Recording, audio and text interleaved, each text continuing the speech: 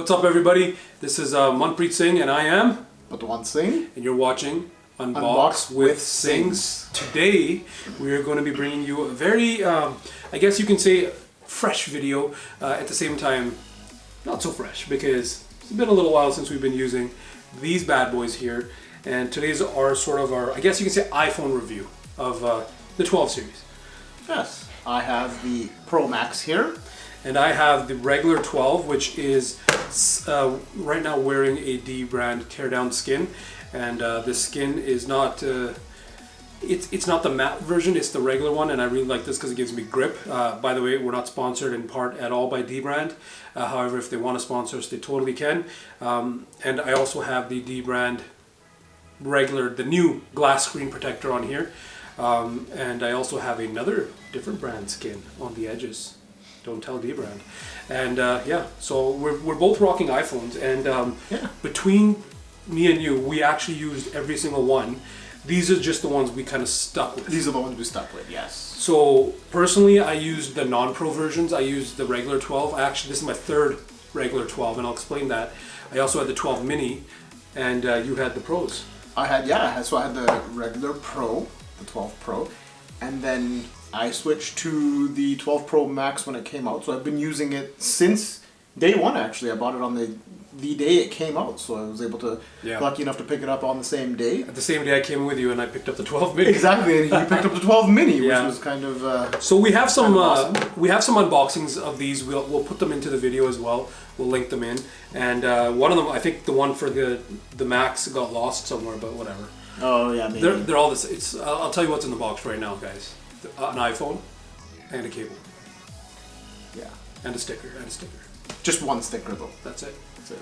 So I mean, the thing with us is, me and you both, we've been away from iOS as our, I guess you can say, our everyday use phone, like our main flagship phone that it's not a main, what do you call it? As our everyday phone. As the everyday phone, I would say, yeah. So we've been away from iOS as our everyday device for a little while now. I think for me it's been about 4.5 years. 4.5 years. I didn't use any iPhone or any type of device like that. I did use an iPad, but that's actually, it's in the ecosystem, but I consider the iPad to be vastly different than a, iPhone to Android type of comparison. Yeah. iPad is just, in my opinion, I think iPads are just miles ahead of any other tablet that's out there. So that's, take that how you want, but I think an iPad is just better. But I can't say that about, an Android phone versus an iPhone. So it was kind of, I'm not going to lie, it was pretty difficult making the switch to being only iPhone. Yeah. I have not been using any Android devices as my main device. I have checked, an email here and there on my Android devices, which is just sitting there on your desk, right? Exactly. So that's that. It makes it. Just out of convenience, I've done it. But my main phone has been the 12 Pro Max. Yeah, and for me, I've been rocking the iPhone 12 since pretty much the day it came out. It launched on October 13th, I think.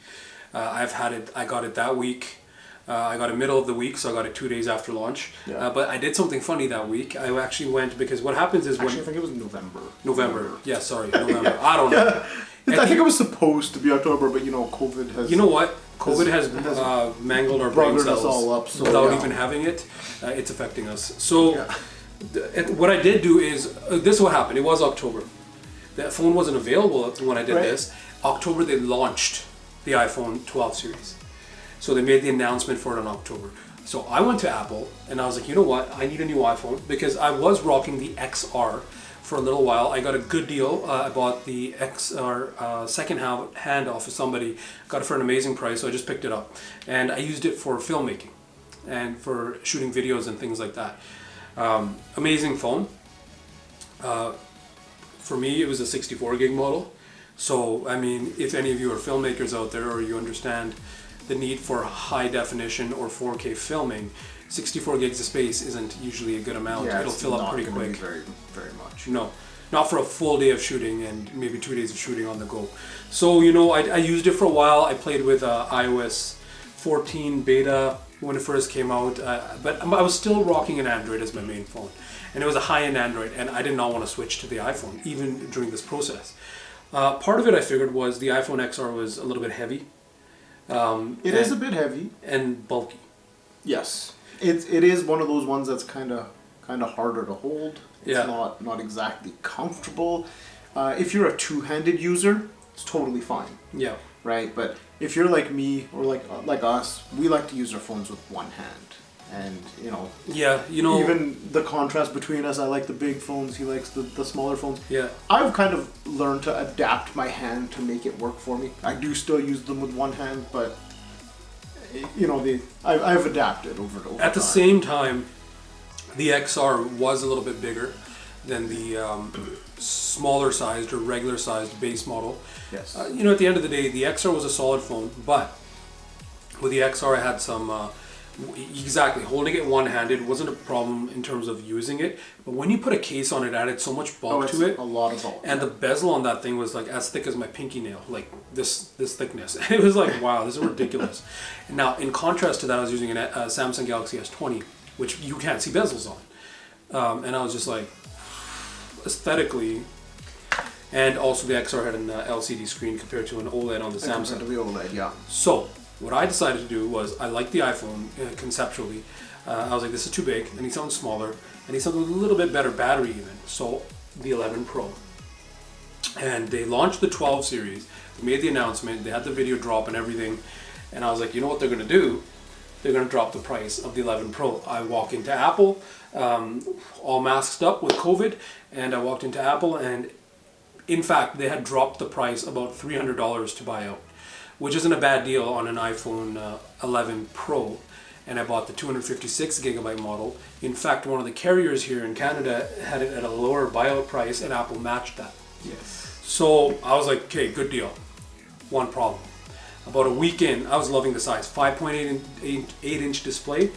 So 5.8 inch display was amazing. In my hands, easy to use. I think that's probably the best size, especially with Apple's a little bit more bezels. Yeah, they kind of like to have that slightly bigger bezel.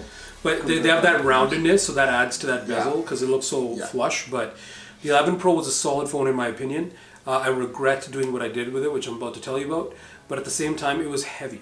Okay, so when you're using phones, you'll notice that most people will use their phones like this, and they're resting on your pinky. So when you're holding it up a lot, the heavier the phone is, the more you'll feel it in your pinky. And I honestly was having pain in this joint and going down my nerve. So I was actually having pain from the weight of the phones, and I've had that with other phones too.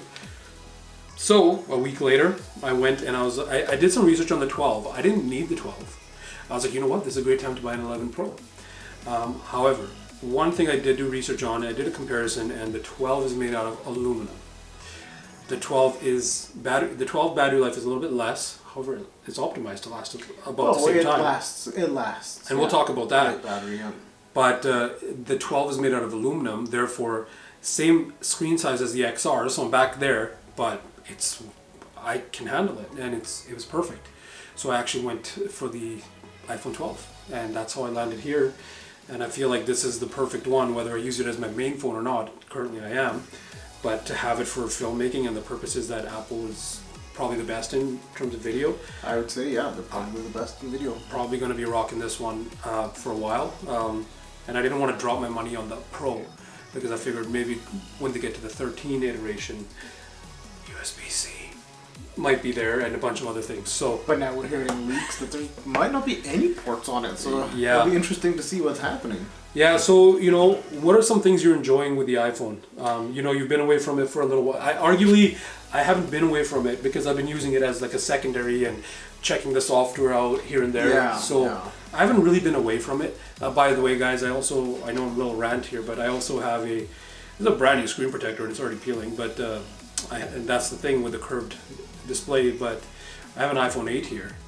It was my mom's, and I have it, and I always had either like a 6S or something kicking around, so I've never really been away from the ecosystem. Yeah, it's always been there. Yeah, I've been definitely away from it, so I think that gives me quite an unbiased opinion. Yeah, I would say. Since this phone is so giant, I've actually been using it caseless. It's been There's been no case on it. I had a case on it for maybe the first 2 days. Didn't like the bulk. It just got way too big. You have a screen protector, finish, right? I do have a screen protector, yes. Yeah. I have a glass screen protector on it that is a really, really excellent screen protector. Perfect. So the finish. The finish, I think, might be one of the best finishes on a smartphone. Like, just the feel of it, I think it feels so great. It just feels excellent. Apple's always done great with their designs. I love how they flattened out the edges. Back to Back to, you know, what was it, iPhone 4, I believe it was. Yeah. 4 or 5. Yeah, so, like, you know, I love that. Aesthetically, it's beautiful. Everybody talks about this notch. Yeah. I'm not a huge fan of it, but I do love the fact that there's a very, very secure Face ID. You do get used to it after a while. You do, like, it doesn't bother me anymore. When I first saw it, I hated it. Yeah. But now I can sit there and I can watch a video or whatever, and it doesn't bother me. It doesn't feel as obtrusive as I originally thought it was going And even certain apps, like older ones, they're going to do this anyways. And when you open the app, it's going to give you like a little forehead and chin, which isn't actually there in the phone, right? It's just the app. It's the app. So it makes a lot it kind of of look like one of the older iPhones. Yeah, makes it look like an iPhone 8. Yeah. Right? The only time I don't like the notch is when I'm watching it in landscape mode, watching a video. If you full screen that video, then you definitely see the entire cutout, and that's kind of annoying because it really cuts into that screen real estate. Yeah. I think my favorite thing about this phone, I think a lot of people have been, you know, kind of contrasting opinions, but I love the battery life on this phone. Oh, battery life is amazing. This Pro Max lasts me, and I've constantly done this. I can unplug it in the morning. It'll last me the entire day, the entire night, and probably 3/4 of the next day as well before I need to charge it again. That's pretty solid. So I think that's probably the best battery life I've had on a phone as far back as I can. And we use our phones more than the average person. Exactly, and I spend a lot of time on it. There's a lot of screen on time. There's a lot of time spent just, you know, watching videos, watching YouTube videos, getting ideas of things, even scrolling Instagram and that kind of stuff. Yeah. The phones are constantly in use. Another cool thing is I've never felt it heat up. So no matter what kind of intensive stuff is going on, even if I'm playing a video game or doing anything, I could be, you know, deep into a video game and I won't feel it heat up. And I don't know if it's because I use it caseless or if that's, you know, has something to do with it, but at the end of the day, it doesn't matter what case you have. Any case will be sort of not detrimental and like it'll ruin it, but it's detrimental to the natural caseless design of your phone in terms of heat and cooling, right? Yeah. So I mean, so I feel like that does make a pretty solid difference. Yeah. So those two things are probably my two favorites about the phone. The aesthetic of the phone is just beautiful. I think it's a beautiful phone. But the battery life is a close second. Close second. Yeah, to the aesthetic. You know, here's the thing, like these days, especially with COVID-19 and working from home and being quarantined, you're on your devices a lot more, arguably. Staying connected with your friends and family. There's a lot more video calls, FaceTime with iPhone or whatever video calls you're using, Zoom meetings, whatever it is. And battery life is probably huge. Especially the other thing we didn't really talk about yet is 5G on these iPhones. So I'll give you one, like 5G is not a huge thing, guys, in my opinion, especially up here in Canada with our technology. We don't have millimeter wave 5G everywhere, nor do the iPhone models in Canada. The iPhones don't even support it. They don't support millimeter wave. You can see they don't have that little. There's no little window there for the millimeter wave antenna. It just doesn't have the antenna. But let me tell you a scenario. Last week I was working from home, and my internet provider of my home high-speed internet was out in the whole part of the city. So guess what I did? I kicked on 5G on my iPhone. I have a good amount of data, and I just for work I'll tell you what I did. So I hotspotted to my MacBook Pro, which I'm using for work, and while I was working in a Google Meet, which is a video call, I was also uploading high-end audio files, WAV files, and sending them and sharing them with people. So I only used about 7 gigs, not only 7 gigs, but 7 gigs is a substantial amount. But the 5G came in very handy in that instance because the 5G was a lot faster. It was almost, even though it was only sub 6, but it still felt as fast as my regular broadband internet at home. Yeah. So it actually worked out for me then. I think one good thing about the 5G in our city is it does cover the majority of the city. The sub 6, there's not really anywhere where I've gone where there hasn't been 5G. And that is with my iPhone and with my Note 20. Even sitting here, my Note 20 is showing me 5G as well, and so is my iPhone. So it's definitely available everywhere, but unfortunately we don't get to utilize it too much. Another thing you can do with these, and I really like this about the new iPhones, especially with us, we're switching our phones all the time, popping SIMs from this to the next. I also have like a data only SIM that I put in here as an eSIM. So that doesn't matter if I pop my SIM card in another phone, I'll still be able to use this for whatever if I want to, because this data plan is shared with my regular phone's data plan. So the only thing that I will give you guys a little notice with these is, you guys may know this, you may not, you cannot use 5G if using dual SIM mode. Okay, so if both your SIMs are connected, 5G won't work. However, you can disconnect one of the SIMs, the eSIM, you can disconnect it, turn it off, and then 5G will take place. So that's something that is kind of, I feel like, it's kind of a strange limitation. Like you should be able to use them both. But they should have it so that your main SIM, which is your primary number on here, is allowed to use 5G, and then the other one is only LTE or whatever. I think that might be a modem limitation. It could be a modem limitation, could be the processor. But at the same time, you can see here that if I turn this line on, so right now you'll see if I turn Wi-Fi off, you'll see 5G up here. Right? You guys can't see this, but it is. You can take my word for it. Trust him. And trust me. So you can see it. But at the same time, now I pop this on, boom.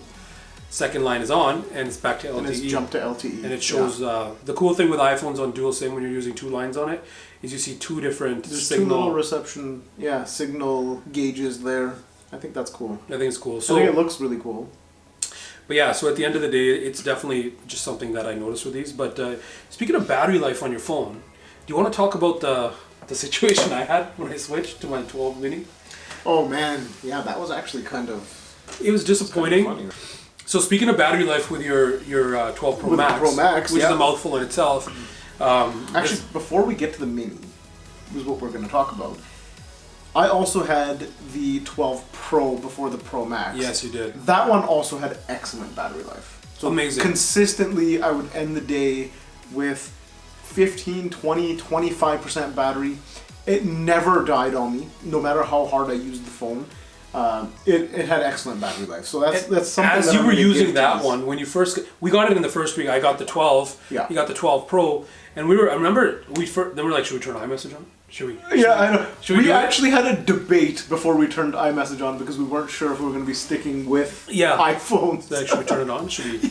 And then so we turned it on, and then after that we just had a ball, texting each other all day for no reason. What are you doing? Nothing. Cool. We just saying stupid things to each other.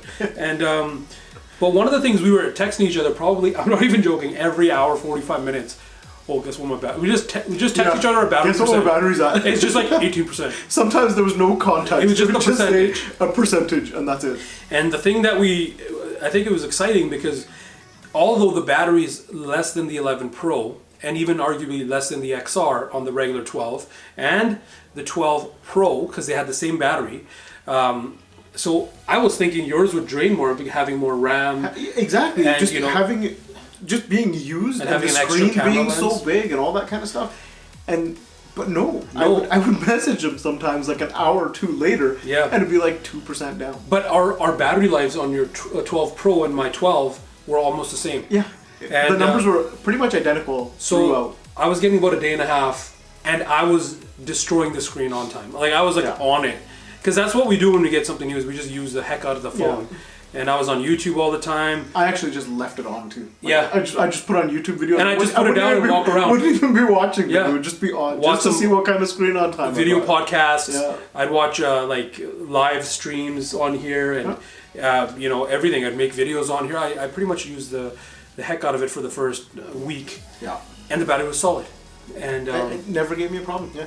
I'm actually I still get amazed at the battery. I've been using it for so long, since launch day, and I still am excited about the battery. I finished the day and I'm like, wow, sometimes I have 50% battery left. I know. It's so excellent. And I don't even charge it till, like, sometimes it's the next day in lunchtime or something. Yeah. And so having said that, one thing Apple did really well, or has been doing really well, is optimizing their battery or the software optimization of the battery. But you know what? Everything goes hand in hand with Apple, right? Because when you've got your developers, it's a strict guideline that you have to follow, right? You're in the ecosystem. Exactly. That ecosystem is so tight that they're able to make the best of everything. Yeah. So your apps are designed in a certain way. The chip is designed, software and hardware are designed for each other. Everything works perfectly in sync. That's the argument in favor of Apple that I've been having from day one with my computers. I've been using Apple computers since they were on the PowerPC processor. Was it PowerPC? I think it was PowerPC. And like the PowerBooks and things like that. So before it became Intel, this is around 2004. Yeah. When Intel came in, 2005, something like that, off the top of my head. So yeah, I've been using them forever, and they optimize whatever there is in their ecosystem so well. And that's why we use them. And that's why their slogan used to be, it just works. You go to any studio, any sort of professional video person, and there's a big chance that most of them will have Apple products at work or in play. Yeah. So having said that, I mean, I know why. I'm also in the music game, and we're also in the video game now. So at the end of the day, there is Apple products being used right now for you to watch this. Yeah. And when we're not on our main camera there, a lot of our unboxings I actually did on this iPhone 12. Yeah, I think only one unboxing video that we've done was done on the Note 20. But everything else has been either Pro Max or regular 12. Or 12. Yeah. So having said that, let's talk a little bit about the Mini. So the day you got the 12 Pro Max, did I get it with you or was it later that day? I think you got it a little bit later that day. Yeah. But it was the same day. Same day. Yeah. So yeah, I went and picked up the 12 Mini. I think the Mini is a great phone. I think the Mini is awesome. I really enjoyed having it, holding it. Now I'm going to pick up an iPhone 8 here, which is the same physical size as an iPhone SE 2020 edition. And this was my mom's up until yesterday, and I took it and I set it up. And honestly, even holding it right now, nothing feels as nice in the hand than this. Like, this feels perfect. Now when you have a full screen display, just a side note, you have to stretch lower to get to the bottom of the display and stretch higher to get to the top. Okay, so you're going literally to the top of your phone, to the bottom of your phone. But having that forehead and chin, as they say, the bezel on the top and bottom, it actually makes the screen sort of float in the middle, and it's easy to use. I know a lot of people don't like that, but at the same time, usability is way better. Usability is easier when there's the chin and the forehead. I have to agree with that too. It's just content consumption becomes a little bit, questionable. This phone has been on standby, so Apple's iPhone standby time is really good. It's very good.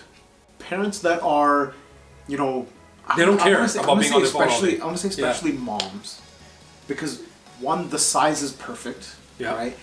Moms, like parents, aren't generally super techie, and I think iPhone is great for people that aren't super techie, because everything, like I said earlier, it just works. It's easy to use. Everything about it is it's very intuitive. It's very simple, right? Yeah. And I think the 12 Mini is absolutely perfect for parents, because they can do anything they want to do, and the battery will be fine for them. I showed my mom a XR when I had it, and she was like, no, it's too heavy. And in contrast, one of our other friends sold me his iPhone X. Yeah. And it's quite a bit lighter. And I showed that to her, and she's like, oh, this is not bad. And boom. So I got her the iPhone X, which freed up my old, which my mom was using, iPhone 8, which is the same size as the iPhone SE. So, the physical size of this is amazing. The chin, the forehead, don't bother me, because they kind of put the screen into the middle where it's reachable by the thumb. You don't have to go too low where your phone's going to go. You don't have to go too high. Reachability is much improved. Reachability is perfect on the SE or the 8 or whatever. But the Mini, the 12 Mini, is a little bit physical. The physical size of it's a little bit smaller than this, but it's about the same width. And honestly, it's the perfect size full screen phone. Full screen phone. Yeah, just like how you showed that to your mom. My mom was with me at Apple, and she ended up seeing the Mini, and she loves it. So I think I'm gonna have to pick up one of those for her, and then probably a regular 12 for my dad. I'm probably gonna do a 12 Mini for my mom too. Yeah. When they go on sale, probably in spring. Because right now she just got the iPhone X, the 10. Yeah. No point, right? So at the end of the day, she doesn't use it as much. But for those people, like with parents, grandparents, even they're kids, not constantly on their phones, so it's the perfect phone to use. If you're a tech head like us, the battery life is gonna drain pretty quick. So here's my battery experience with the 12 Mini. Speaking of the contrast we've had, so my 12 Mini battery life experience wasn't bad, but it wasn't impressive either. So it was about, I could get through a day with it, and I would use it a lot. I obviously, when I get a new phone, I'll use it a little more for a couple of reasons. One is to kind of try it out and test it. A lot of it is actually the setup too. When you first get a new phone, you want to set it up just right the way you like it. So you end up having a lot more screen on time in the first, let's say 4 or 5 days, versus after you've had it for a couple of weeks, you're not using it nearly as much, right? You're not doing the same stuff. I don't really gauge my battery life usage on a phone until I have it fully set up. Yeah. And then I kill the battery a couple times. And you've got to spend at least a week of normal usage, not setup usage. Yeah. From the first couple days. No, like but you want to spend at least another week of regular. So do you remember when we were talking like, oh, you should use it try it for 2 weeks or try it for that? So the day that I found that was like the sweet spot for me, I think for you as well, was 10 days. Yeah. 10 days really gave me. It got me past, this is cool, this is new, got me used to it, got it set up, got the apps I wanted installed, logged in, because you need to make sure that if you're trying something new, you log into all your apps. Yes. Because then you'll really truly get the use out of your phone. Okay, if you don't log into your apps. If you're not fully committing to it, you're not learning what that phone is about. Yeah. Right? You gotta log into everything you use on a daily basis. So if you have a security system and you have an app for it, log into it. Because then those notifications popping up will show you how your normal use will be. The controls, maybe there's widgets available for it, right? Mm-hmm. So with the 12 Mini, honestly, I didn't have a bad day, but my battery was dead by the end of the day. So on an average day, and the hours of a day for everybody are different, right? Some people wake up at 5, some people wake up at 9, some people wake up at 3 p.m. Depends on how lazy they are, or maybe they just work overnight. Their hours of work, right? So for me, I still look at my day. I'm like, when I wake up, my phone should be in the 90s for percentage, and when I go to bed, I would like it to be maybe in the teens. Yeah. Or at least in I would say, have a nice solid 15% at least remaining, which means so that you're good, right? Yeah. And that kind of gives you a little bit of leeway, because maybe throughout the day you needed the phone a little bit more. Yeah. Maybe you need to do something more. Or an emergency happens where you got to run out of the house or something. Where you've got something. Yeah. It's just kind of like a little reserve, right? You don't want to be, when you get into bed, you don't want to be at 0.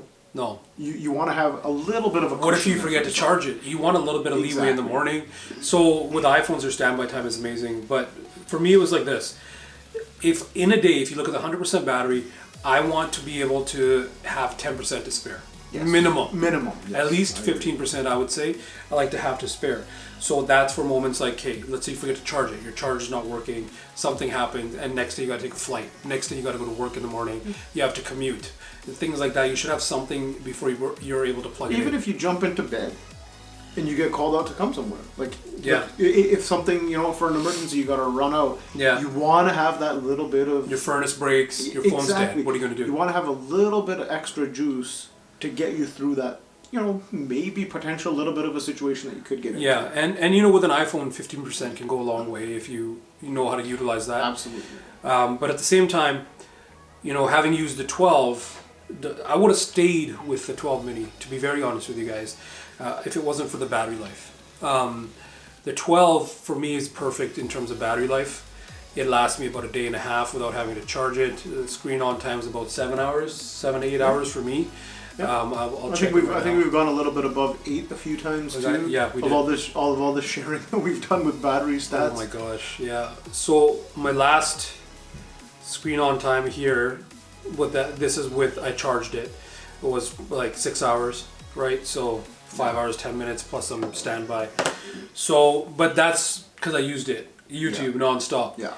But then again, we do indulge in media. So having said that, the iPhone 12 is probably my pick for cost, for average people battery usage, and the battery wasn't bad. Like I used it a lot. Like I was trying to get I got 6 hours of screen on time with it one time. Yeah. But at the same time, screen on time doesn't always tell you the truth about your battery. Sometimes it's how much you're using it from when you unplug it, right, to plug it back in at the end of the day type yeah. thing. So having said that, other things, I know you said you like the feel of that phone, the frosted glass.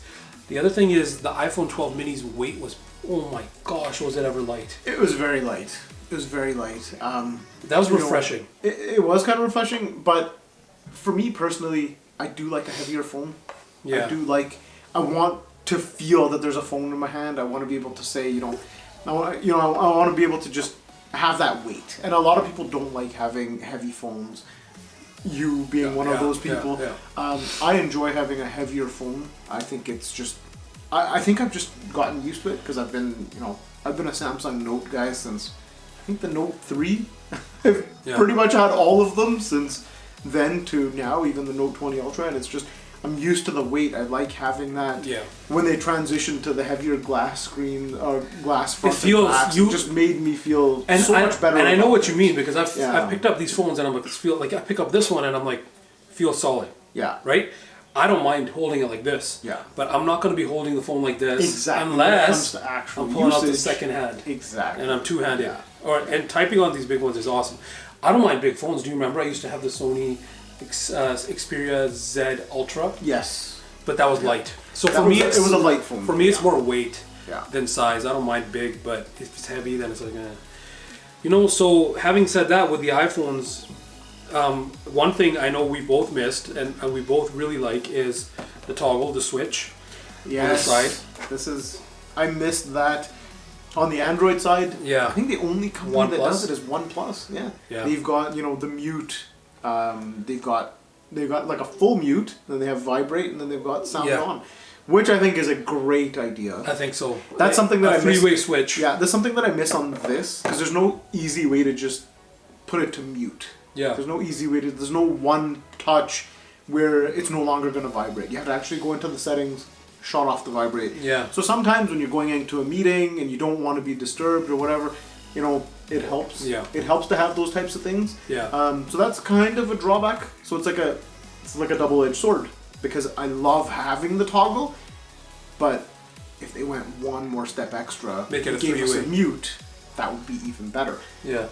But then in contrast to that too, isn't there a feature having the Apple Watch helps because now the phone never vibrates. It'll always just be on the watch. So that's kind of cool. And see, so you picked up the Apple Watch too, and that's your first Apple Watch after? It's my first Apple Watch since Series 2. So this is Series 6? This is Series 6, So, and I haven't had an Apple Watch, and I don't, for watches, I like I used to have a Pebble. So I had arguably the very first smartwatch ever, the Pebble. I had that, and I literally just wanted to see, okay, cool, I got a phone call coming in. Yeah. Who's it from? I got a text coming in. That's it. I don't care for a smartwatch more than that. However, we'll do a separate review on smartwatches. We will. However, Apple's ecosystem.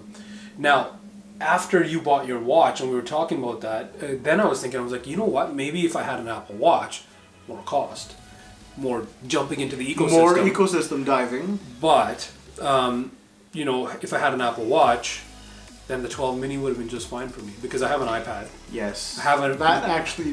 I think that combo might actually be perfect for the average user as well. Which then brings me to an SE would be just as good if you're not a higher tech user, I guess. If you're a very basic user and you're looking for a cost efficient, simple way to be in the Apple ecosystem, that the SE would probably be an excellent bet. Yeah. Because if you're using that with the watch, it's not going to vibrate nearly as much. The screen's not going to keep turning on. There's an Apple Watch SE as well. There is an Apple Watch SE as well, so you'll be able to you can get the best of both worlds, and probably have a battery that lasts the majority of the day. So Apple is really good with their standby time while you're not in airplane mode. And then let's say you're a commuter and you're commuting, and let's say you spend the extra whatever it is to get the LTE version or the cellular version of the Apple Watch, which is about $100 here in Canada. In Canada, yeah. So let's just say it's an average about $100 difference. For me, I would do that, personally speaking. Yeah. For me, I don't like to rely on one device in itself. But having said that, if you have the Apple Watch with LTE, if your phone dies or you forget your phone or you have to put it on like airplane mode or low power mode, your watch will do it. Your watch will be able to handle phone calls, text, data, that kind of stuff. It'll work. Yeah. It'll basically replace your phone for the time that you don't have your phone available. So you can go into the sort of bare minimum of Apple. You can get the SE, you can get the Apple Watch SE, you got the 6, but you can get the SE. Yeah. You can get an iPad mini, heck, you can get even just like a MacBook Air, lowest model. Yeah. And you're in the ecosystem and you'll be solid. Yeah. So yeah, for the average user, I would say even getting the most basic of the Apple stuff, you'll be happy being in that ecosystem just because everything works so well together. Yeah, and you know what? So having said that, the only thing is, I think when I switched to the iPhone now, I have an Apple Pencil here, speaking of ecosystem, when I switched to the iPhone, and one thing I did not sign into was social media, and I think Apple's a little bit less in your face with their notifications.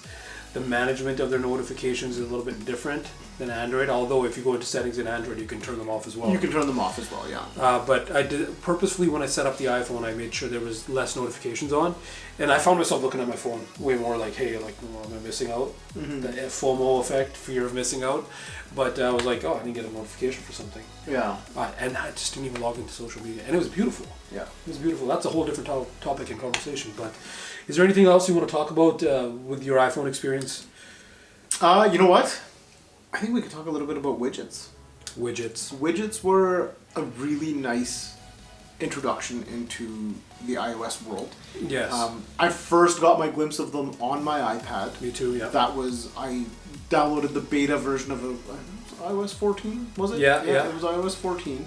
Downloaded the beta of it, and I started using the widgets and seeing how they look. I'm not going to lie, they're very basic. They're not really in your face. They are there. You can set them up kind of how you like. They're not too intrusive either. So you can get ones that are just really tiny. You can get ones that span across the width of your phone. And then ones that'll go a bigger square. You can say half of your phone screen. You can get a half a phone screen square as well. So it's nice that they introduced those. Yeah. There are obviously limitations with them. You can't put them wherever you want. So I can't put it in the middle of the screen if I want to and then have icons to either side of it. You have to kind of choose which side you want them on. The nice thing is you can, they're not, you can't just put them wherever. You can't put this in the middle of the screen and have apps on either side. It has to line up with, so the iPhone, in a sense, it's in a grid. And you have, 4 across, and arguably you can say, I don't know, what is it? 8 down? Yeah. Well, 7 down. 7 down. 6 in the main screen, other than the dock, right?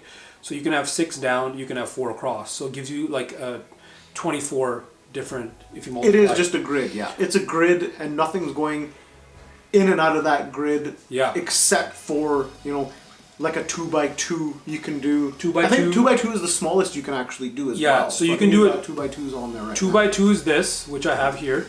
2x2, so which makes it takes 4 spaces.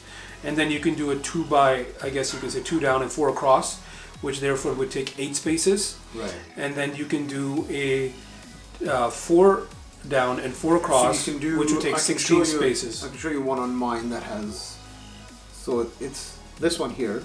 Yeah. And this one's got the 2 up and downs. Yeah, that one there. And yeah, this one right here.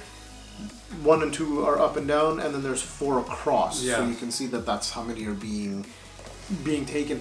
I can't move that to wherever I want though. So it's going to be either at the very top, it could be in the middle, or it could be at the bottom. It's not super customizable. Yeah. But it's you can a stack start. them too. You can stack them. And so this one cool. is stacked. So I like the stack. So you have a few different things in there. News, calendar, and that kind of stuff is there. So I think it's a great start. And I think every iteration of iOS will improve this because that's just how they roll. Yeah, they're slow to introduce stuff, but when they do, they generally do a pretty awesome job of introducing it, and then they'll build on it and they'll make it better. So I am excited to see where the widgets. Yeah, and I have the 2x2, so the 4 space widgets, but I have like 3 things in each stack, right? Mm-hmm. And then that's the other thing is we have the now, so all the apps you can see them just by swiping over, and you have all your apps, which Apple bunches together, which takes away work. But I don't know if I agree with their categorization. Sometimes the categorization is not my favorite. Yeah. But I have noticed that it's fairly easy to find apps once they're... Yeah, and then you can even swipe down, and then you'll have all of them in a list mode. So, and, you know, it's not bad. So they're headed in the right direction, I would think. The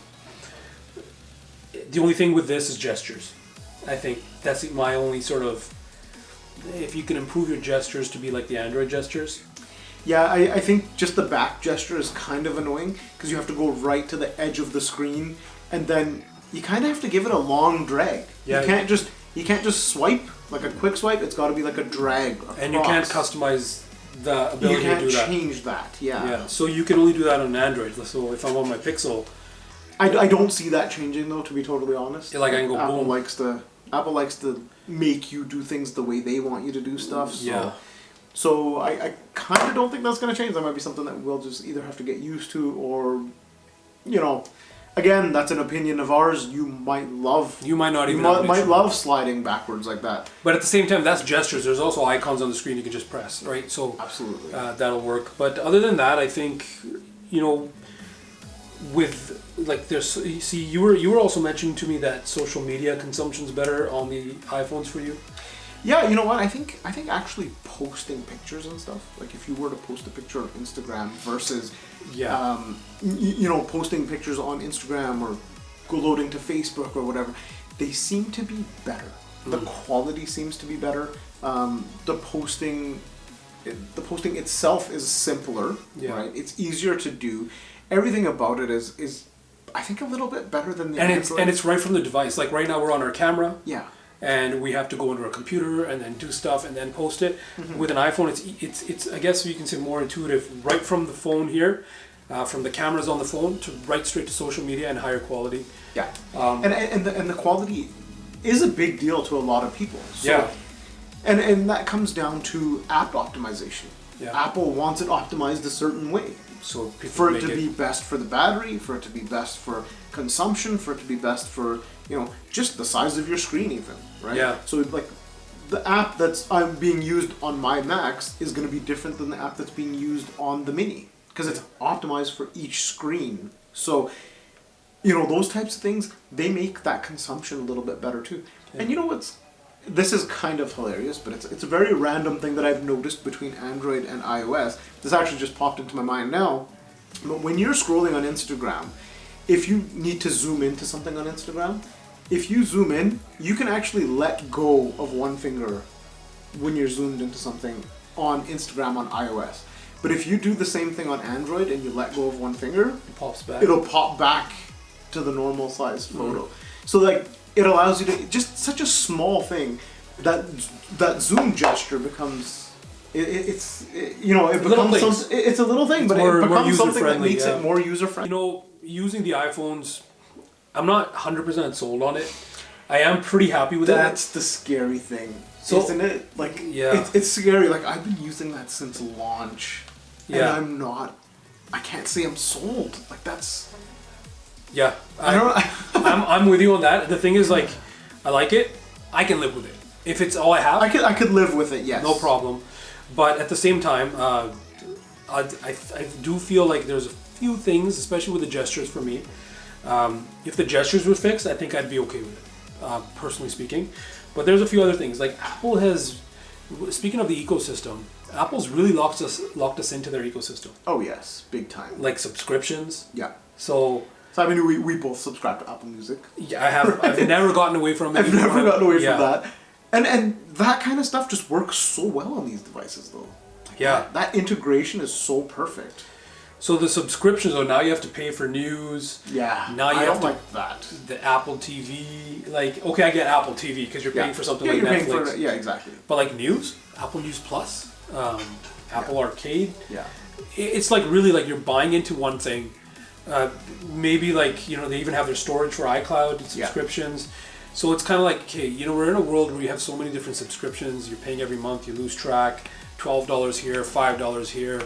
They have discounts for students and stuff like that, but still it's getting a lot. It's getting to be a lot. And that seems to be that's the future, right? Yeah. They're not, like, they're making phones so good. Like this 12, for an average user, it's good enough to last for the next 4 years, I would say.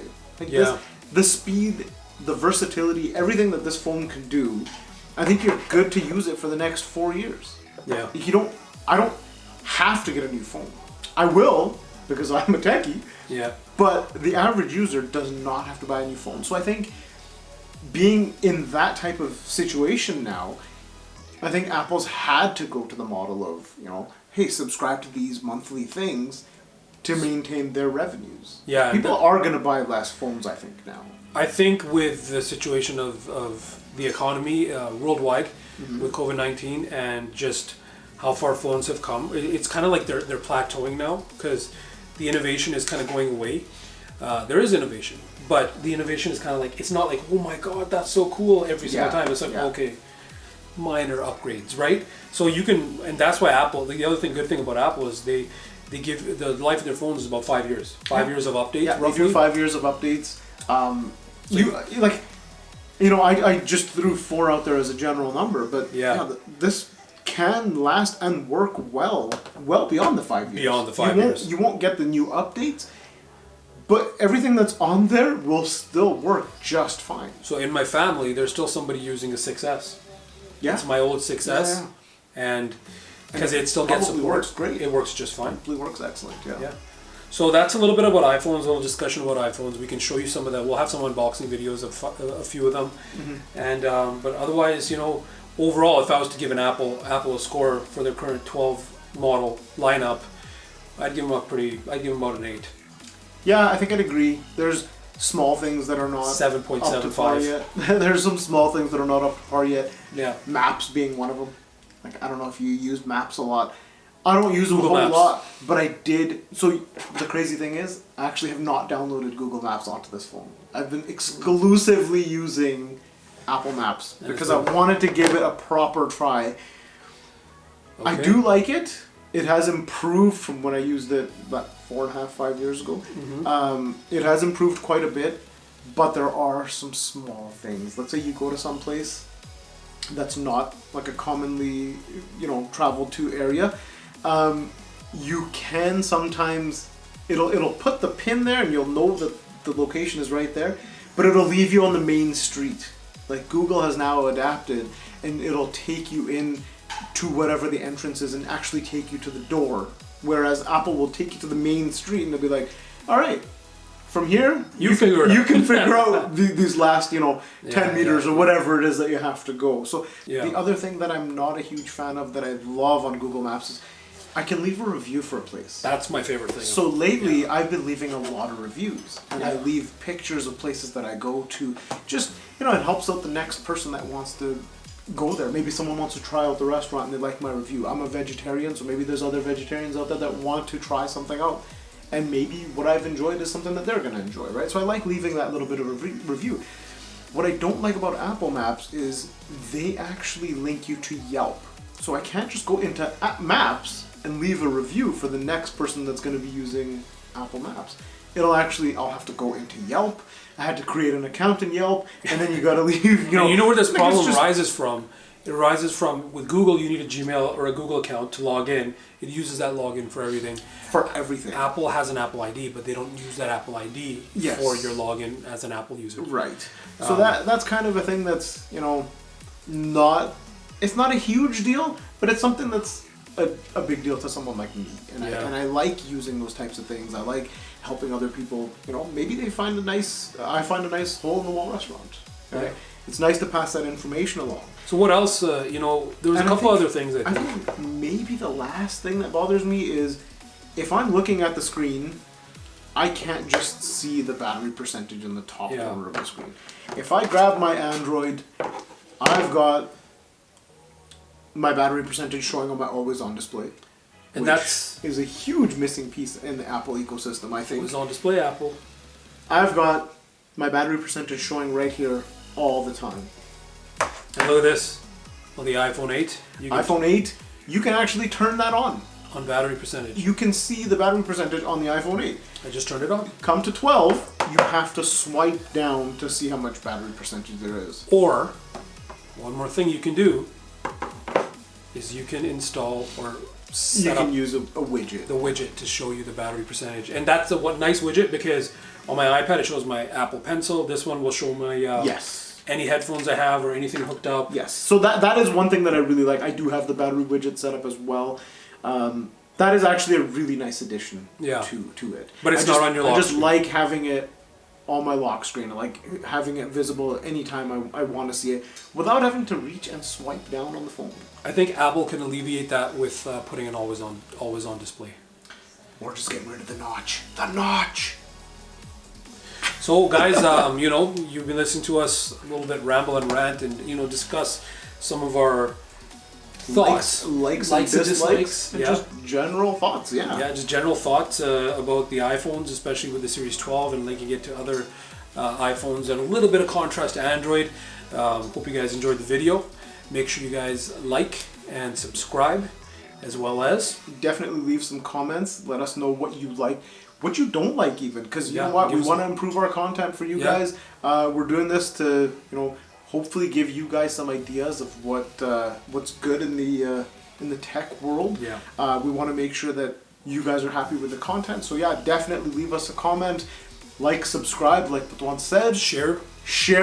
Always share. Please always share. Please share the videos. Those WhatsApp groups. WhatsApp groups are a big one. Share. Thank you very much. We'll see you again in the next one. Peace.